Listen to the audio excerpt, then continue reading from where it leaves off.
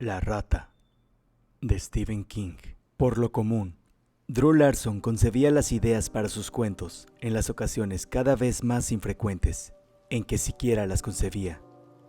Poco a poco, como hilillos de agua extraídos de un pozo casi seco, y siempre existía una concatenación rastreable de asociaciones cuyo origen era algo que había visto u oído, un detonante en el mundo real. En el caso de su relato más reciente, la génesis se había originado al ver a un hombre que cambiaba una llanta en la vía de acceso Falmouth I-295, agachado, con visible esfuerzo mientras los otros conductores lo esquivaban y tocaban el claxon. Eso había dado lugar a Ponchadura, escrito afanosamente a lo largo de más de 3 meses y publicado, tras ser rechazado por media docena de revistas más importantes, en Price Shoner. Rayado, su único relato aparecido en The New Yorker, lo había escrito cuando estudiaba en la Universidad de Boston.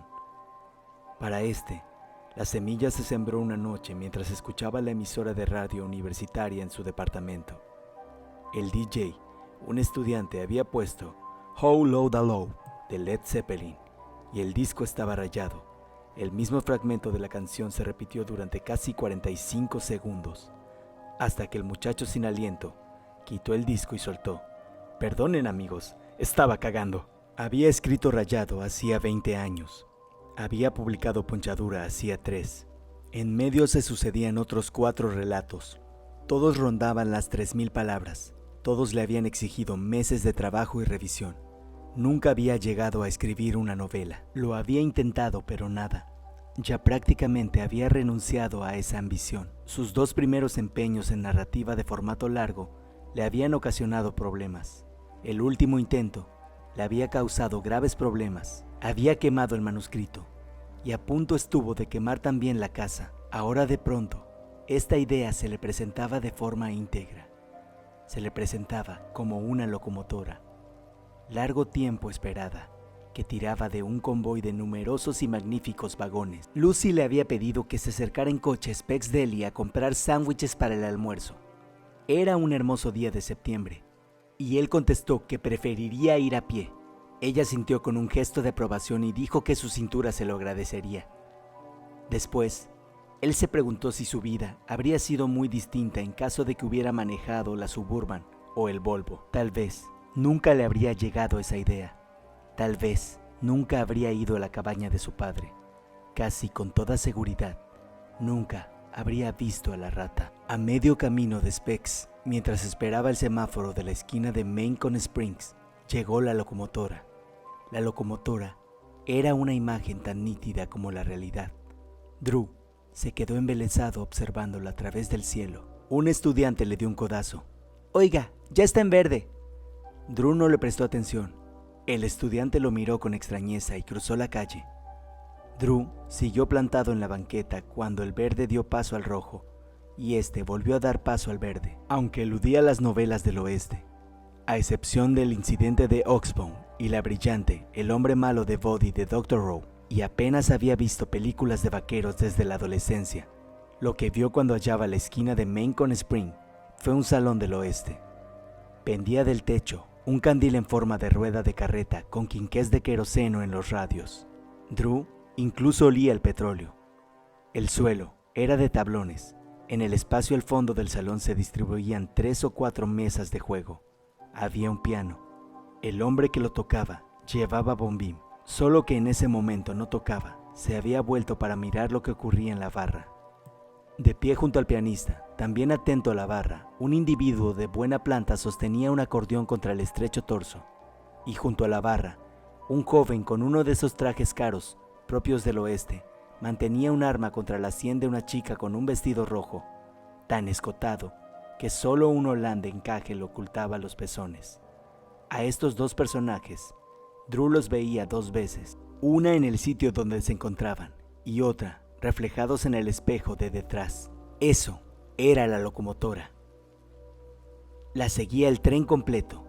Vio a los ocupantes de todos los vagones, el sheriff cojo, herido en la batalla de Antietam, con la bala todavía en la pierna, el padre arrogante, dispuesto a sitiar el pueblo entero para evitar que su hijo fuera trasladado a la capital del condado, donde lo juzgarían y ahorcarían.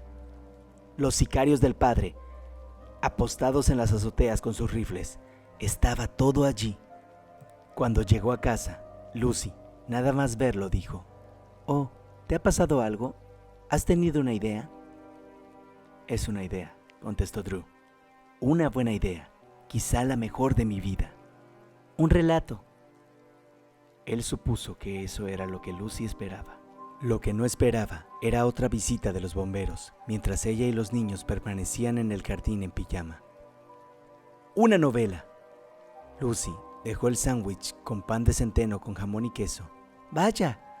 Lo que ocurrió después del incendio en el que estuvieron a punto de perder la casa, no lo describieron como una crisis nerviosa, pero es lo que fue. No tan grave como podría haber sido, pero él perdió medio semestre de clases. Por suerte, era titular de la plaza, y si recuperó el equilibrio, fue gracias a 2 sesiones semanales de terapia, unas pastillas mágicas, y la inquebrantable fe de Lucy en que se recobraría.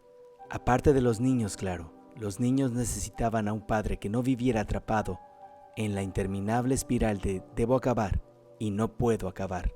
Esta es distinta. Está todo ahí, Lucy, envuelto para regalo, como quien dice, será como escribir al dictado. Ella se limitó a mirarlo con el ceño fruncido. Si tú lo dices. Oye, este año no hemos alquilado la cabaña de mi padre, ¿verdad? Ya no lucía solo preocupada, sino también alarmada. Hace años que no la alquilamos, desde la muerte del viejo Bill. El viejo Bill Colson era el que cuidaba la casa, ya desde los tiempos de los padres de Drew. No estarás pensando, pues sí, pero solo un par de semanas, 3 como mucho, para arrancar.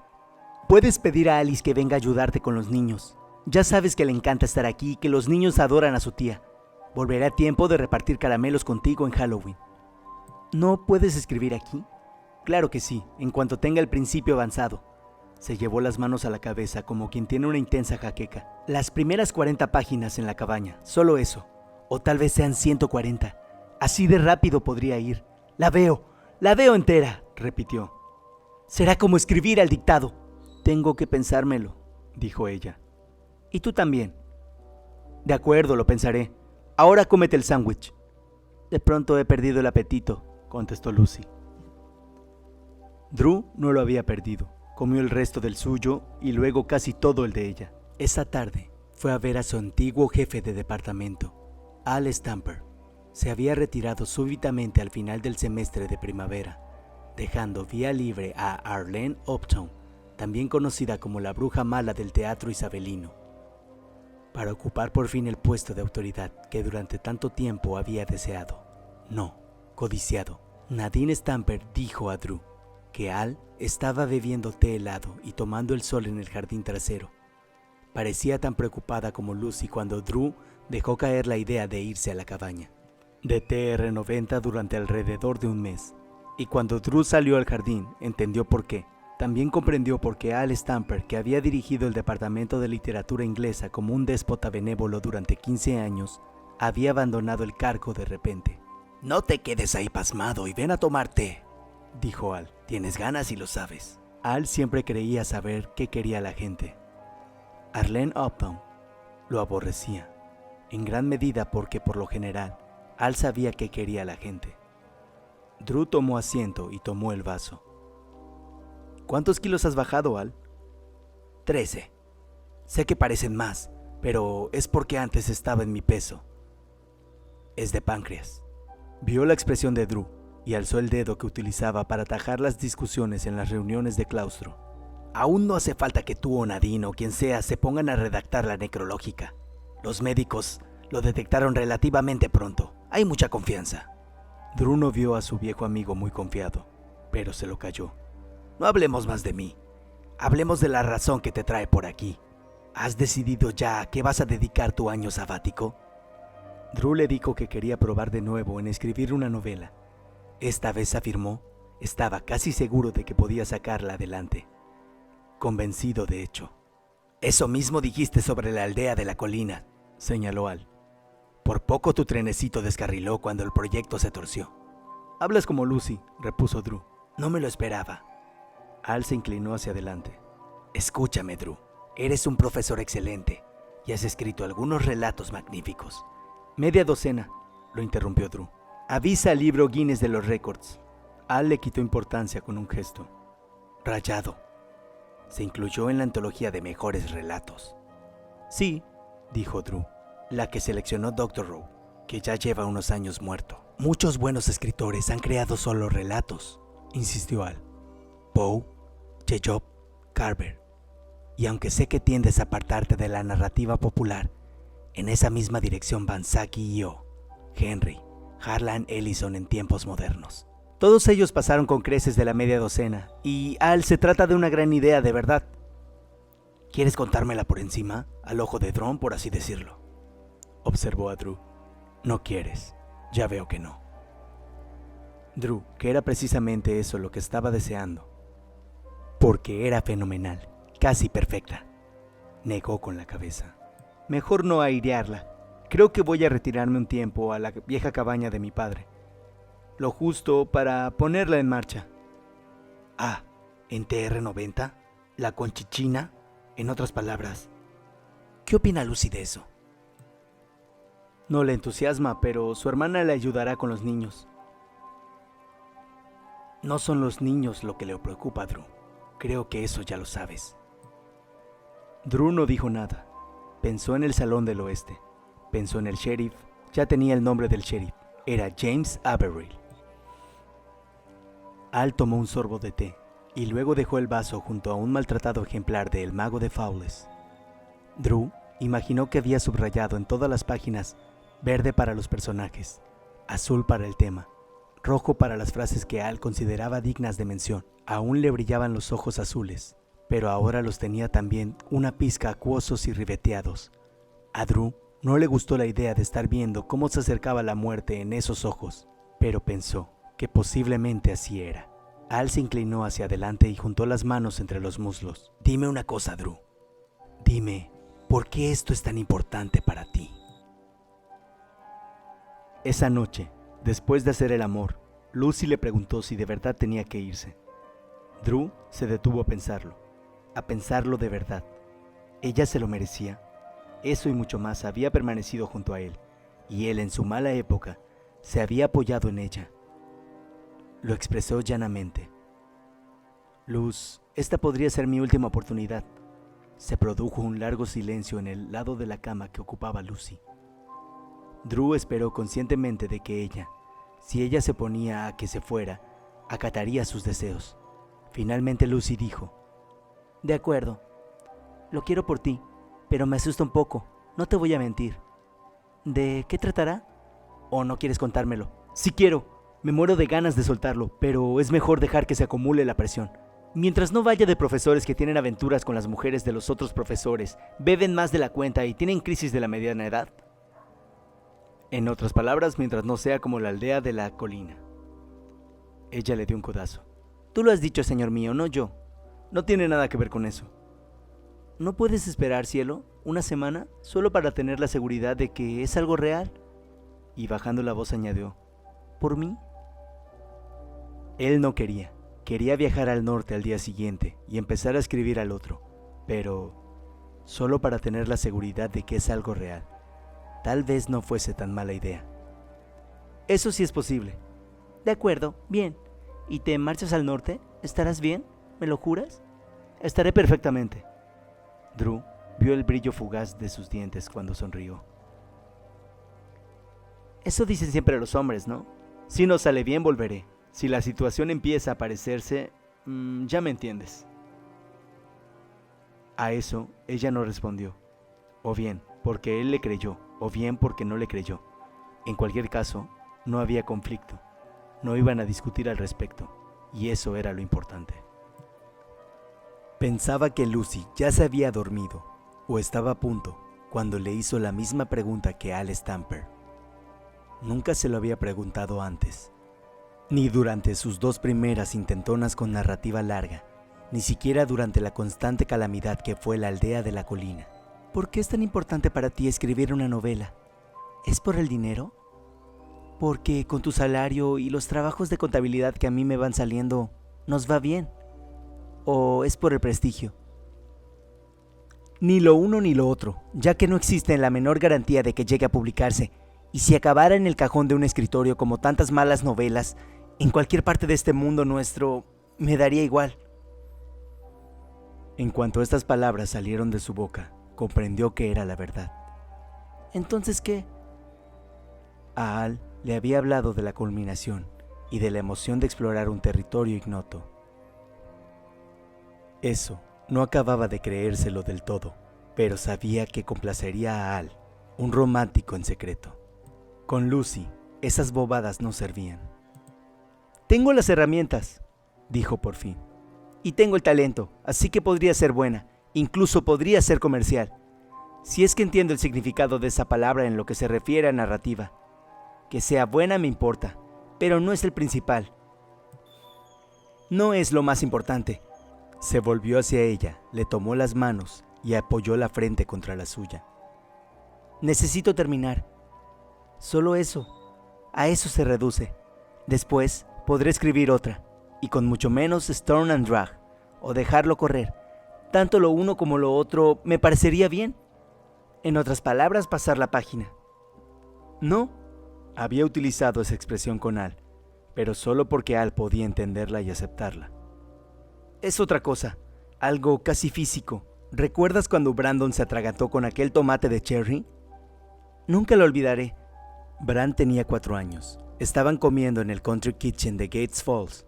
Brandon empezó a ahogarse y a sufrir arcadas, y se aferró a la garganta. Drew lo agarró, le dio vuelta y le aplicó la maniobra de Haymitch. El tomate le salió despedido de una pieza, y con un audible como el corcho de una botella.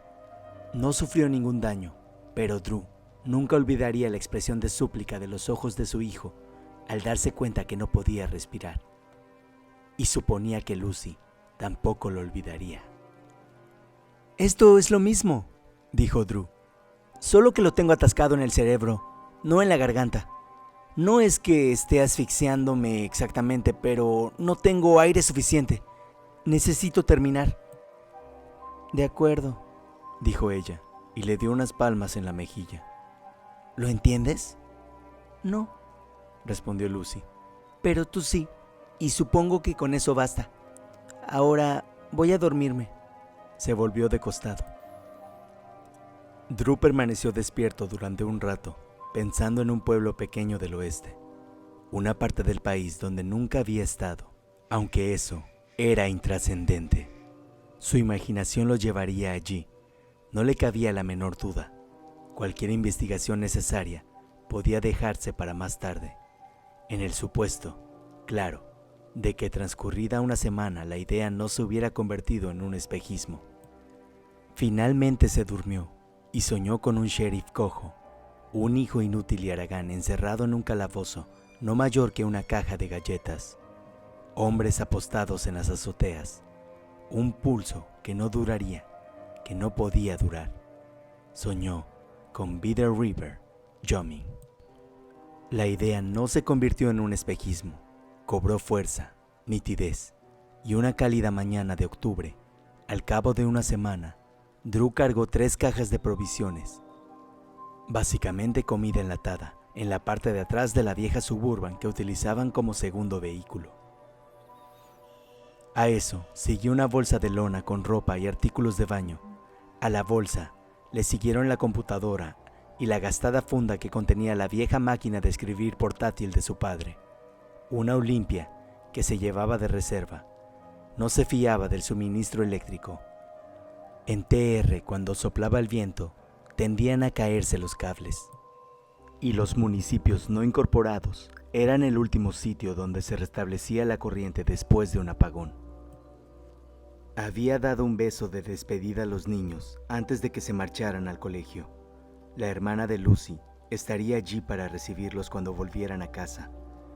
Ahora Lucy se hallaba en el camino de acceso con una blusa de manga corta y unos jeans descoloridos. Ofrecía un aspecto esbelto y deseable, pero tenía el entrecejo fruncido, como si empezara a asomar una de sus migrañas premenstruales. «Ten cuidado», advirtió. Y no lo digo solo por el trabajo.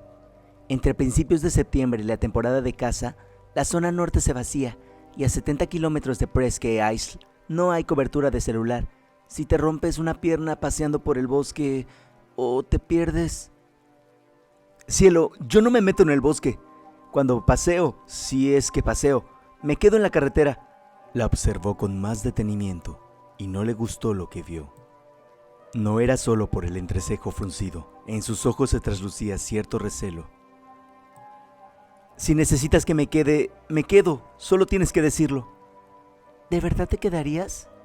Ponme a prueba. Rezando porque no lo hiciera. Ella se miraba las pantuflas. Finalmente alzó la cabeza y la movió en un gesto de negación. No, entiendo que esto es importante para ti. También Stacy y Bran lo entienden. He oído el comentario de Bran al darte el beso de despedida. Brandon, a sus 12 años, había dicho: «Vuelve con una grande, papá». «Señor mío, quiero que me llames a diario, no más tarde de las 5, aunque estés inspirado. El celular no funcionará, pero el fijo sí. Recibimos una factura mensual por él y he llamado esta mañana para asegurarme. No solo ha sonado, además me ha salido el antiguo mensaje de tu padre de la contestadora. Se me han puesto los pelos un poco de punta como si fuera una voz de ultratumba. No me extraña». El padre de Drew había muerto hace 10 años.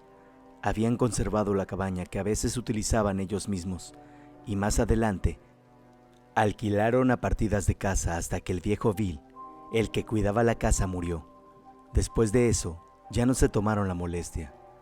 Un grupo de cazadores no había pagado el alquiler completo, y otro había causado estragos en la cabaña. No valía la pena. «Tendrías que grabar un mensaje nuevo». «Lo haré». «Y te aviso, Drew, si no recibo noticias tuyas, me plantaré allí». «No sería buena idea, cielo. El Volvo se quedaría sin tubo de escape en los últimos 25 kilómetros de la carretera de mierda y seguramente también sin caja de velocidades». «Me da igual, porque voy a decirlo, ¿está bien? Cuando las cosas se tuercen con uno de los relatos, puedes dejarlo de lado. Andas por casa cabizbajo una semana o 2 y luego vuelves a ser el de siempre. Con la aldea de la colina la cosa fue muy distinta. Y luego, todo el año siguiente, los niños y yo vivimos aterrorizados». «Esto es...» «Distinto, lo sé. Lo has dicho ya 5 o 6 veces, y te creo, pese a que no sé nada de la historia. Aparte de que no va de una pandilla de profesores calenturientos que organizan fiestas de intercambio de parejas en Opkike. Solo...» Lo tomó de los antebrazos y lo miró muy seria. «Si empieza a torcerse, si empiezas a quedarte sin palabras como te pasó en la aldea, vuelve a casa. ¿Entendido? Vuelve a casa». «Te lo prometo». «Ahora, bésame como si lo dijeras convencido». Él lo hizo. Le separó delicadamente los labios con la lengua y le metió una mano en el bolsillo trasero de los jeans. Cuando se apartó de ella, Lucy estaba sonrojada. «Sí», dijo. «Así». Drew montó en la Suburban y acababan de llegar al pie del camino de acceso cuando Lucy exclamó: «Espera, espera», y echó a correr detrás de él. Iba a decirle que había cambiado de parecer, que quería que se quedara e intentara escribir el libro en el despacho de la planta de arriba. Drew estaba seguro y tuvo que contener el deseo de apretar el acelerador y alejarse rápidamente por Sycamore Street sin mirar por el retrovisor. No obstante, paró, invadiendo ya la calle con el extremo posterior de la Suburban, y bajó la ventanilla. «¡Papel!», dijo ella sin aliento, y con el cabello sobre los ojos, echó delante el labio inferior y se lo apartó de la cara en un soplido. «¿Llevas papel? Porque dudo mucho que allí encuentres». Drew sonrió y le acarició la mejilla. «2 paquetes». «¿Crees que con eso tendré suficiente?» «A no ser que tengas previsto escribir El Señor de los Anillos, debería bastarte». Se situó a su misma altura y lo miró. El ceño había desaparecido de su frente, al menos por el momento. «Vamos, Drew, márchate de aquí y trae una grande». Cuando dobló en la vía de acceso a la I-295, donde tiempo atrás había visto a un hombre cambiar una llanta ponchada. Drew sintió despreocupación. Su vida real, los niños, los encargos, los quehaceres domésticos, la recogida de Stacy y Brandon tras las actividades extraescolares, había quedado atrás. Volvería a ella al cabo de 2 semanas, 3 a lo sumo, y supuso que tendría que escribir la mayor parte del libro en medio del barullo de la vida real. Pero lo que tenía por delante era otra vida, una que viviría en su imaginación. Nunca había sido capaz de habitar de forma plena en esa vida mientras trabajaba en las otras 3 novelas. Nunca había sido del todo capaz de creer. Esta vez presentía que lo conseguiría.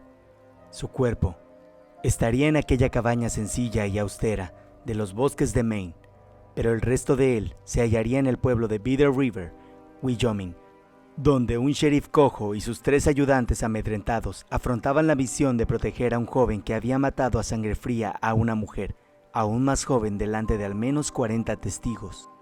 Protegerlo de los iracundos vecinos del pueblo era solo la mitad de la tarea de los representantes de la ley. El resto consistía en trasladarlo a la capital del condado, donde lo juzgarían. Si es que Wyoming tenía condados en la década de 1880, eso lo indagaría más tarde. Drew no sabía de dónde había sacado el viejo Prescott al pequeño regimiento de pistoleros con los que pretendía impedir ese traslado, pero tenía la certeza de que acabaría encontrando la solución a eso. Al final, todo llegaría. Se incorporó a la I-95 en Gardiner, a 90 por hora. La Suburban, con casi 200,000 kilómetros a cuestas, vibraba. Pero en cuanto rebasaba los 100, la vibración desaparecía y ese viejo armatoste iba como la seda. Aún tenía 4 horas de viaje por delante, la última por carreteras cada vez más estrechas que culminaban en lo que los lugareños de TR llamaban la carretera de mierda. El viaje lo ilusionaba, pero no tanto como la perspectiva de abrir la computadora, conectarla a la pequeña impresora Hewlett Packard y crear un documento que titularía Bitter River número 1. Por una vez, pensar en el abismo de espacio de blanco bajo el cursor parpadeante no le provocó una mezcla de esperanza y temor. Al dejar atrás el término municipal de Augusta, sentía solo impaciencia. Esta vez, todo iría bien, mejor que bien. Esta vez, todo saldría de maravilla. Encendió el radio y empezó a cantar junto con los Who. A media tarde, Drew paró ante el único comercio de TR-90, un establecimiento caótico con el techo combo que se llamaba Big 90 General Store, Big, grande, como si por allí cerca hubiese un Small 90, pequeño, en algún sitio. Llenó el tanque de la Suburban, ya casi vacío, en una vieja y herrumbrosa bomba giratoria, en la que un letrero anunciaba, solo en efectivo y solo gasolina normal, y se perseguirá a quienes se den a la fuga sin pagar, y Dios bendiga a Estados Unidos. El precio era de $1.1 el litro. En la zona norte, uno pagaba precios de gasolina, súper incluso por la gasolina normal. Drew se detuvo en el pórtico de la tienda para descolgar el auricular del teléfono público, salpicado de bichos que ya estaba ahí cuando él era niño. Junto con lo que habría jurado, era el mismo letrero, ya casi ilegible de tan descolorido. No deposite las monedas hasta que le respondan. Drew oyó el zumbido de la línea, asintió, dejó el auricular en el gancho oxidado y entró. Ajá, todavía funciona, dijo el refugiado de Jurassic Park, que se encontraba sentado detrás del mostrador. Increíble, ¿no? Tenía los ojos enrojecidos y Drew se preguntó si había estado fumando Aroostook Country Gold. Luego, el viejo se sacó del bolsillo trasero un pañuelo recubierto de una costra de mocos y estornudó en él. Malditas alergias, me pasa cada otoño. Mike DeWitt, ¿no? Preguntó Drew. ¿Qué va? Mike era mi padre. Falleció en febrero. 97 putos años. Y los últimos 10 no sabía si iba a pie o a caballo. Yo soy Roy. Tendió la mano por encima del mostrador. Drew no deseaba estrechársela. Con esa había manipulado el moquero. Pero como lo habían enseñado a ser educado, le dio también un apretón. DeWitt se bajó los lentes a la punta de la nariz aguileña y examinó a Drew por encima de ellos. Ya sé que me parezco a mi padre, para mi desgracia. Y usted se parece al suyo. Es el hijo de Bossy Larson, ¿no? No Ricky, el otro. Exacto, ahora Ricky vive en Maryland. Yo soy Drew. Claro, eso venía por aquí con la mujer y los hijos, pero de eso ya hace tiempo. Profesor, ¿no? Sí. Entregó 3 billetes de 20 a DeWitt, que los metió en la caja y devolvió 6 billetes flácidos de 1. Oí decir que Bossy murió. Pues sí, mira, mi madre también. Una pregunta menos que contestar. Lo lamento. ¿Qué hace aquí en esta época del año? Es mi año sabático. He pensado en retirarme a escribir un poco. ¿Así? ¿A la cabaña de Bossy? Sí, la carretera está intransitable. Lo dijo solo para no dar la impresión de que era en absoluto un forastero. Incluso si la carretera estaba en malas condiciones, encontraría la manera de abrirse paso con la Suburban. No había llegado hasta allí para darse la vuelta sin más. DeWitt permaneció callado, un momento para sorberse la flema y luego dijo: Bueno, no la llaman carretera de mierda porque sí, ya lo sabe. Y probablemente se desbordaron 1 o 2 alcantarillas cuando la escorrentía de primavera, pero va usted en su camioneta doble tracción, así que no debería tener problemas. Ya sabrá que el viejo Bill murió. Sí, un hijo suyo me mandó un aviso. No pudimos venir al funeral, fue algo del corazón. De la cabeza. Se les atravesó de un tiro. Roy DeWitt transmitió ese dato con gusto tangible. Verá, tenía Alzheimer.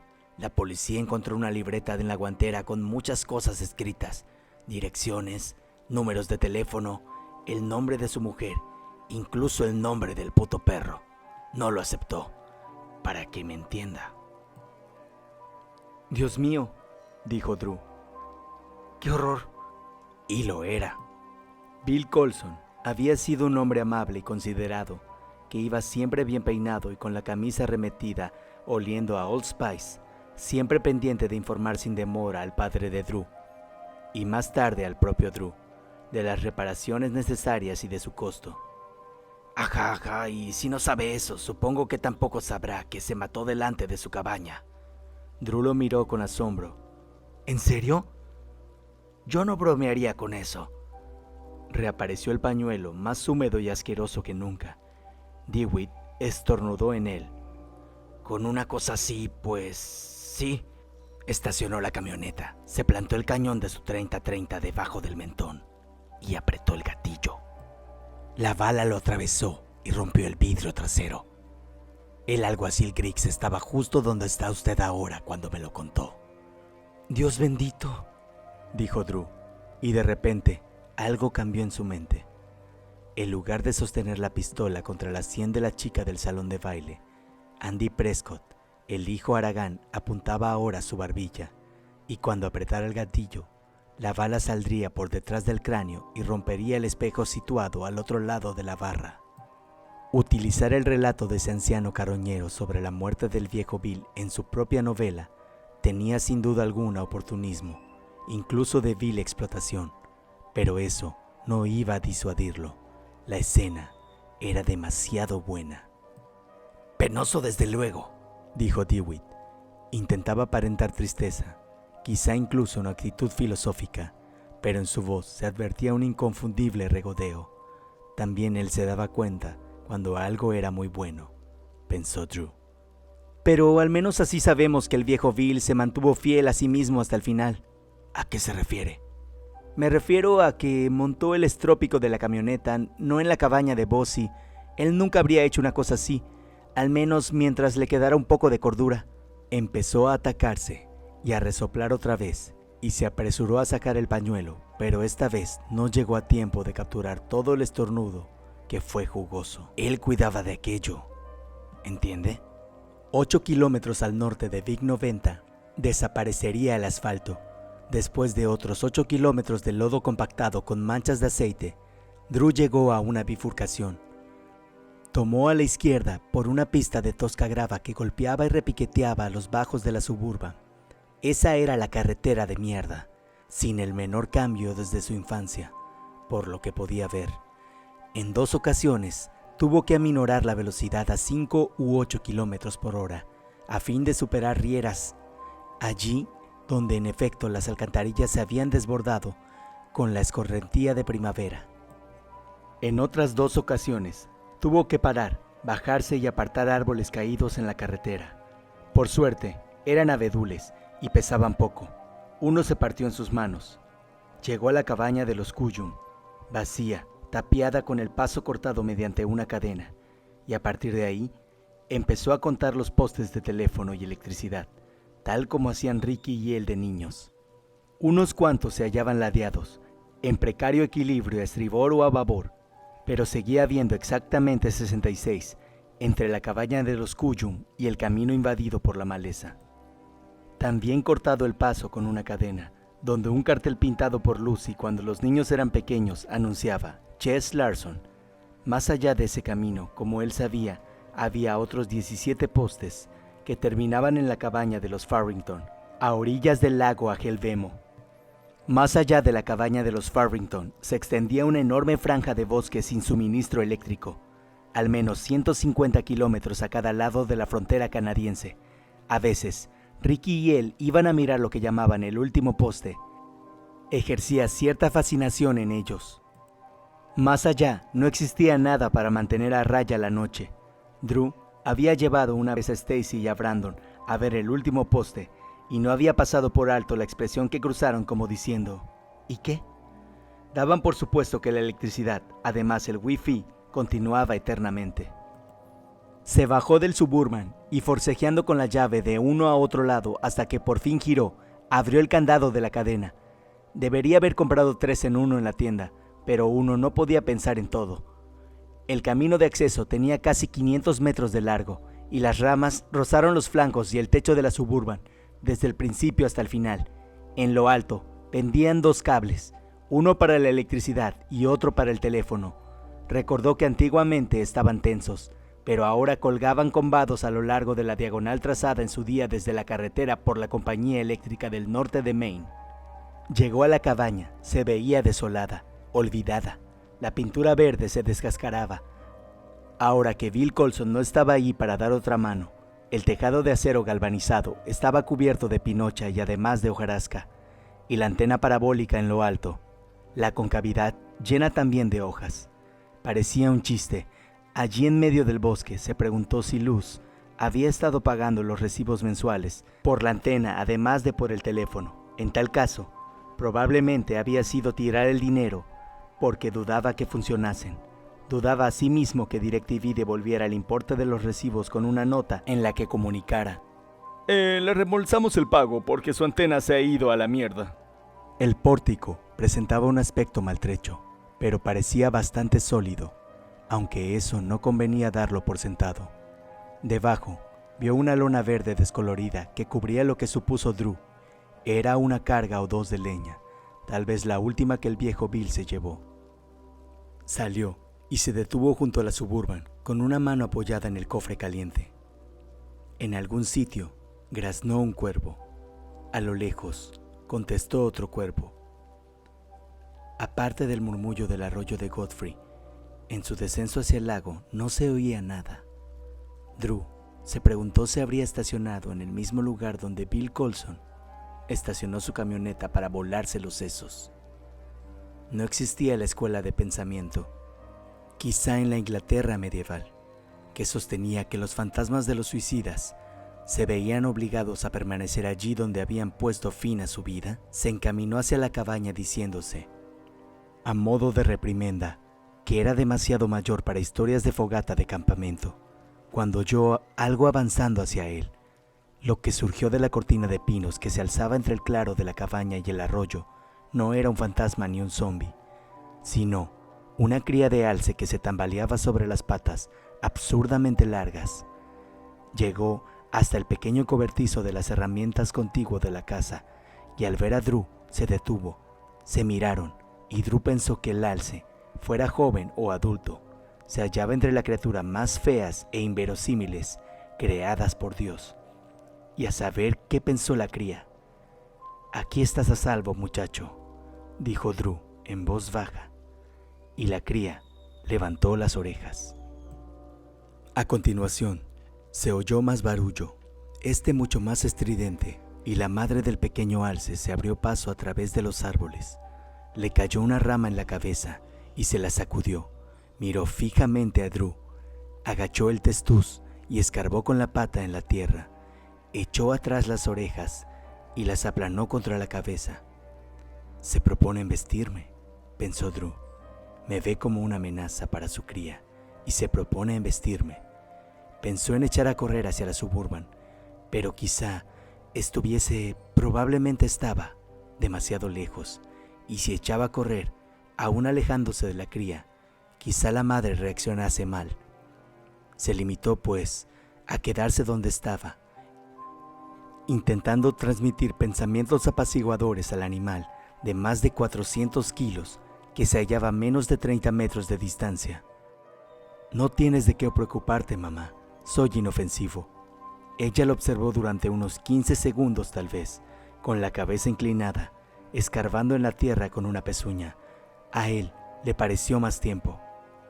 Luego se acercó a su cría sin apartar la mirada del intruso, y se situó entre el pequeño alce y Drew. Le lanzó otra larga mirada como si se planteara cuál debería ser su siguiente paso. Drew permaneció inmóvil. Estaba muy asustado, pero también extrañamente excitado. Pensó, si me embiste desde esta distancia, me matará, o quedaré tan mal herido que es posible que me muera de todos modos. Si no, voy a realizar aquí un trabajo brillante. Brillante. Supo que era una falsa equivalencia, incluso en ese momento con su vida en peligro.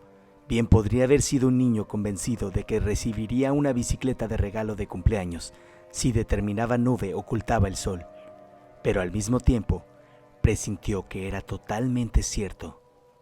De pronto la mamá alce meneó la cabeza y dio un testarazo a la cría en los cuartos traseros. Esta emitió un sonido semejante al balido de una oveja, muy distinto del ronco quejido del reclamo del padre, y se dirigió al trote hacia el bosque. La mamá lo siguió y antes de desaparecer se detuvo para lanzar a Drew una última mirada torva. Sígueme y morirás. Drew dejó escapar el aliento que sin darse cuenta había contenido un recurso trillado de las novelas de suspenso que resultó ser cierto, y fue hacia el pórtico. La mano con que sostenía las llaves le temblaba un poco. Ya estaba diciéndose que en realidad no había corrido el menor peligro. Si uno no molesta a un alce, aun si se trata de una mamá alce protectora, el alce no lo molesta a uno. Además, podría haber sido peor. Podría haber sido un oso. Al entrar, esperaba encontrárselo todo patas arriba, pero la cabaña estaba impecable y en orden, obra del viejo Bill sin duda.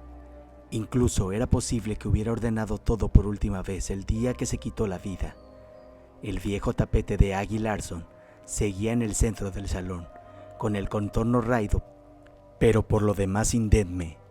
Había un calentador de leña Ranger sobre unos ladrillos y en espera de que la encendieran. Su ventanilla de mica, tan limpia como el suelo. A la izquierda se hallaba la estufa, muy rudimentaria. A la derecha, con vistas al bosque que descendían hacia el arroyo, estaba la mesa de roble donde comían.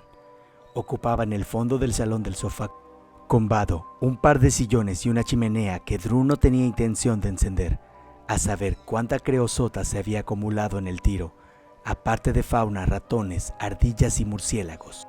La estufa era una Hot Point que probablemente había sido nueva en los tiempos en que el único satélite que circundaba la Tierra era la Luna. A su lado, abierta y en cierto modo con aspecto de cadáver, se alzaba un refrigerador sin enchufar. Estaba vacío, salvo por una caja de bicarbonato, Arm y Hammer. La televisión en la zona de estar era portátil y se encontraba sobre un carrito con ruedas. Recordó los tiempos en que los cuatro se sentaban delante a ver repeticiones de MASH y comer platos precocinados. Una escalera de tablones se elevaba contra la pared oeste de la cabaña. Arriba, Había una especie de galería revestida de estanterías que contenían en su mayor parte libros de bolsillo, lo que Lucy llamaba lectura de campamento para días de lluvia. Desde la galería se accedía a 2 pequeños dormitorios. Drew y Lucy dormían en uno, los niños en el otro. Dejaron de ir cuando Stacy empezó a quejarse de que allí no tenía intimidad. ¿Fue esa la razón? ¿O sencillamente estaban demasiado ocupados para pasar unas semanas en la cabaña de verano? Drew no lo recordaba. Solo se alegraba de estar ahora allí y se alegraba de que ninguno de los inquilinos se hubiese apropiado del tapete de su madre, aunque, ¿por qué iban a robarlo? En su día había sido magnífico, pero ya solo servía para pisarlo con el calzado embarrado o los pies descalzos húmedos, después de vadear en el arroyo. «Aquí puedo trabajar», dijo Drew. «Sí», se sobresaltó al oír su propia voz.